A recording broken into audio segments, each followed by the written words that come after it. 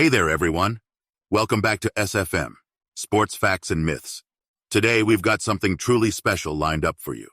Ever been intrigued by the remarkable tales of the Olympics?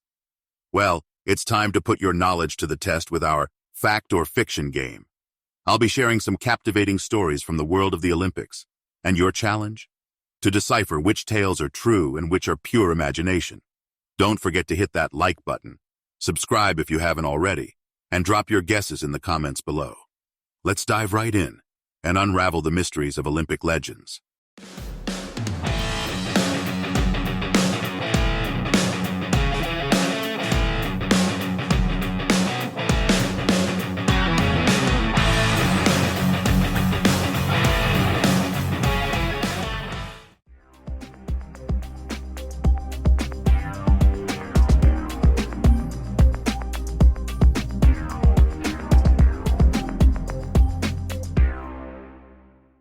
The 2008 Beijing Olympics were special for many reasons, but in the world of swimming, it was the arena for a duel that would go down in history as one of the most dramatic and controversial races ever. At the heart of this narrative were two swimmers, Michael Phelps from the USA and Milorad Čavić from Serbia.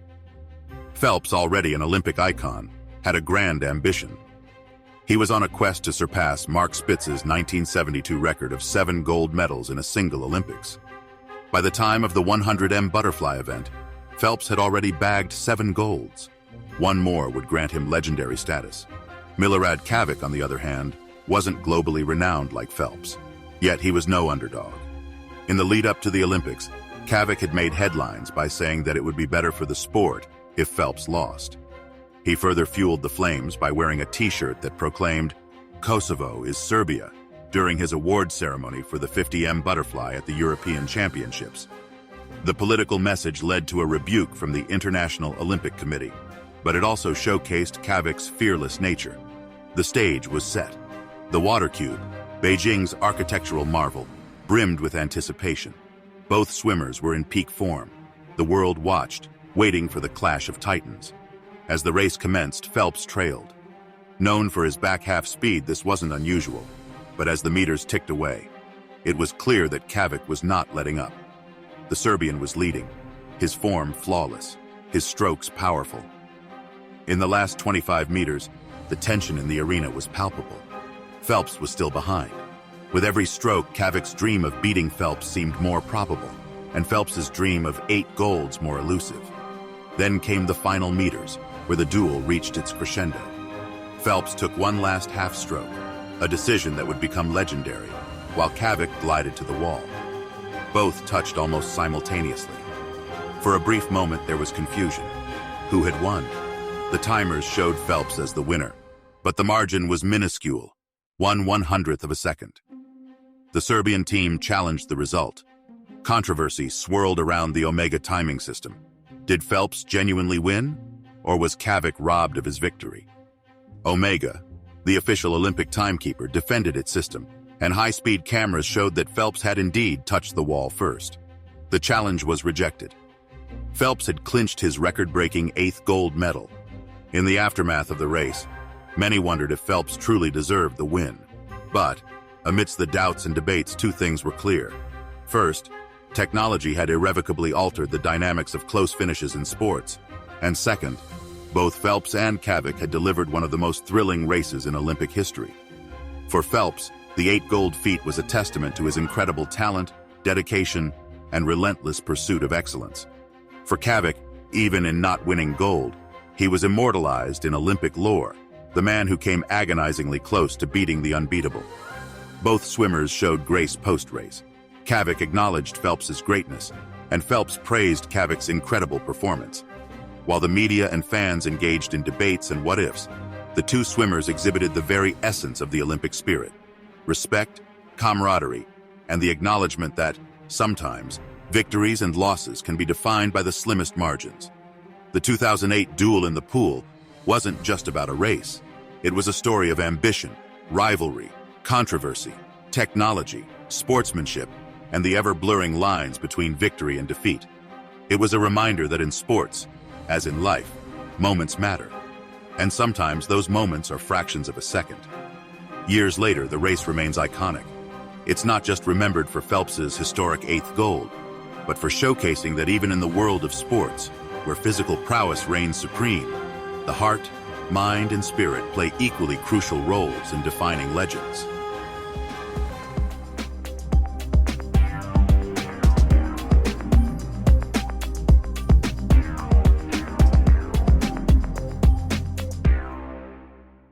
In the annals of sports history, few events have captured the imagination of a nation like the Miracle on Ice at the 1980 Winter Olympics in Lake Placid, New York. The Cold War was more than a geopolitical standoff between the USA and the USSR. It was a clash of ideologies. While politics and nuclear threats made daily headlines, this confrontation often spilled into other arenas, including sports. The Olympic Games became more than just a competition between athletes. They were a competition between systems, beliefs, and national pride. The Soviet ice hockey team was the Goliath of the sport in the 1980s. With 4 consecutive Olympic golds from 1964 to 1976 and a World Championship win in 1978, they were seemingly invincible. Their game was technical, precise, and dominating. They weren't just expected to win the 1980 Olympics. They were anticipated to do it effortlessly. In stark contrast, the U.S. ice hockey team was a young, inexperienced squad. Coached by Herb Brooks, the team consisted mostly of amateur players, fresh from college teams. To many, they were hardly contenders for a medal, let alone gold. But Brooks had a vision. He believed in a different style of play, a mix of American enthusiasm and the European style. More than strategy, Brooks instilled in his team a belief in themselves and their potential. Few can forget the moment when the two teams met in the medal round. The tension was palpable. The Soviet team, confident, perhaps even complacent, faced off against a U.S. team that was hungry, determined, and playing in front of a home crowd. As the match progressed, every goal, save, and play was charged with emotion.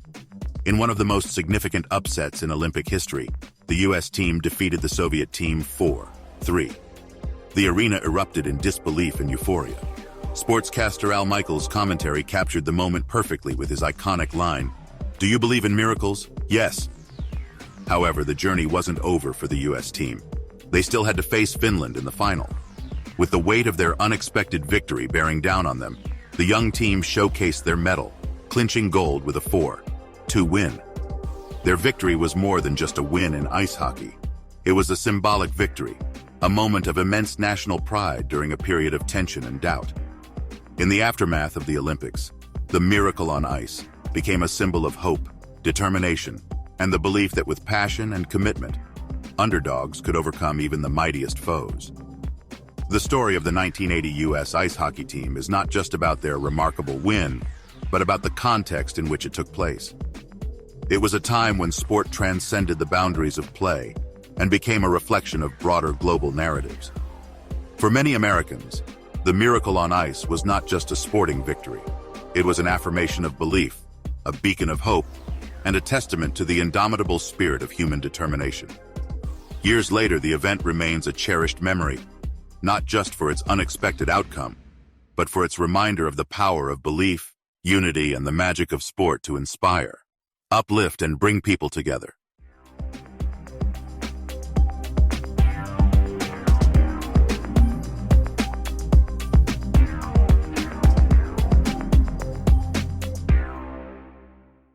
The 1936 Berlin Olympics had its fair share of drama and politically charged moments. However, in hushed circles, another story unfolded, one that barely made it to the light of the public eye. Anton Müller, a historian and archaeologist, had arrived in Berlin not for the Games, but for a rare artifact exhibition coinciding with the Olympics. Among the items was a medallion rumored to have been worn by an ancient Olympian champion in Greece over 2 millennia ago. Legends whispered that the medallion brought unmatched prowess and skill to its bearer. One evening, just days before the track and field events, the medallion went missing. The local police were baffled. The security around such valuable artifacts was tight. But whispers among athletes hinted at a different tale. Someone had taken the medallion, hoping to harness its legendary powers for the Games. On the day of the men's long jump event, all eyes were on the favorite, Jesse Owens, the American sensation.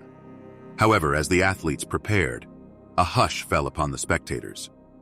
An unknown entrant, bearing the colors of a small European nation, caught everyone's attention, not for his athletic physique, but for the gleaming medallion around his neck. His jumps were astonishing, each leap outdoing the previous one. He seemed to fly, his form perfect, his landings precise. Whispers spread throughout the stadium. Could the legends be true? When the final jump approached, the mysterious athlete prepared, the medallion catching the sun's rays. But just as he was about to launch, a hand grasped his shoulder. It was Miller, the historian. He spoke earnestly to the jumper, who looked torn, then defiant, but finally nodded in agreement. Handing the medallion back to Miller, the athlete took his position. Without the relic around his neck, his final jump was good but not extraordinary. He didn't clinch gold but found himself in a respectable fourth place. After the event, reporters flocked to the jumper, but he and Miller had vanished, leaving behind only whispers and speculations. The medallion was returned to its rightful place in the exhibition, its powers remaining a mystery. Years later, a letter surfaced at an auction, believed to be from the mysterious jumper to Miller. It read, "The medallion, it does have a power, not of physical might but of belief. When I wore it, I believed I could surpass the gods. But true victory, as you reminded me, comes not from relics but from the heart and soul." The legend of the lost medallion became one of the lesser-known but enchanting tales of the 1936 Berlin Olympics, a testament to the true spirit of the Games. And there we have it. Our journey through Olympic tales comes to an end. How did you fare? Were you able to figure out which stories were fact and which were fiction?